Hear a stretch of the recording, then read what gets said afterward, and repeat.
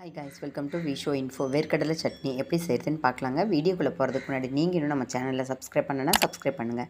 அப்படியே பக்கத்தில் இருக்கிற பெல் ஐக்கானை கிளிக் பண்ணுங்கள். அப்போ தான் நான் போஸ்ட் பண்ணுற வீடியோ எல்லாத்தையும் நீங்கள் உடனே பார்க்கலாம். வீடியோக்குள்ளே போகலாங்க. வேர்க்கடலை சட்னி செய்ய போகிறேங்க. வேர்க்கடலை எடுத்து வச்சுருக்கேன், கறிவேப்பிலை எடுத்து வச்சுருக்கேன், தேங்காய், சிகப்பு மிளகாய், உப்பு, புளி. இப்போ இதையெல்லாம் தண்ணி ஊற்றி நைஸாக அரைச்சிட்டு காமிக்கிறேங்க. அருமையாக நம்மளோட வேர்க்கடலை சட்னி ரெடி ஆயிடுச்சுங்க. சத்தான சுவையான வேர்க்கடலை சட்னிங்க. செஞ்சு பாருங்கள். தேங்காய் சட்னியில் எப்போவும் பொட்டுக்கடலை தான் போட்டு செய்வோம். அதுக்கு பதில் வேர்க்கடலை போட்டு செஞ்சு சாப்பிட்டு பாருங்கள். டேஸ்ட்டு மட்டும் இல்லைங்க, சத்தும் சூப்பராக கிடைக்குங்க. வேர்க்கடலையில் எவ்வளோ சத்து இருக்குன்னு நான் சொல்லி உங்களுக்கு தெரிய வேண்டியதில்லை. இது டிஃபனுக்கும் நம்ம தொட்டு சாப்பிட்லாம், இட்லி தோசைக்கும் தொட்டு சாப்பிட்லாம், பூரி சப்பாத்திக்கும் நல்லா தான் இருக்கும். அதுக்கப்புறம் தயிர் சாதத்துக்கு கூட துவையல் மாதிரி நினச்சி தொட்டு சாப்பிட்லாங்க.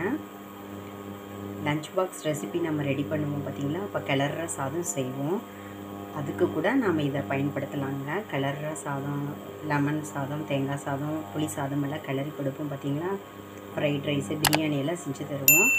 அதுக்கு பதில் இதை கூட நம்ம செஞ்சு வச்சிட்டோம்னா அந்த கிளற சாதம் இதை வச்சு கூட செஞ்சு கொடுக்கலாங்க. சூப்பரான டேஸ்ட்டில் இருக்குங்க. ட்ரை பண்ணி பாருங்கள். சூடான இட்லியோடு நம்ம ரெடி பண்ண வேர்க்கடலை சட்னி தொட்டு சாப்பிட்டு பாருங்கள். செம்ம டேஸ்ட்டாக இருக்குங்க, அல்டிமேட்டாக இருக்குங்க. சத்தும் அபார சத்து கிடைக்குங்க. ட்ரை பண்ணி பாருங்கள். என்னங்க இந்த ரெசிபி உங்களுக்கு பிடிச்சிருந்தால் லைக் பண்ணுங்கள், ஷேர் பண்ணுங்கள், கமெண்ட் பண்ணுங்கள். ஞாபகமாக சப்ஸ்கிரைப் பண்ணுங்கள். ஓகே, பாய்.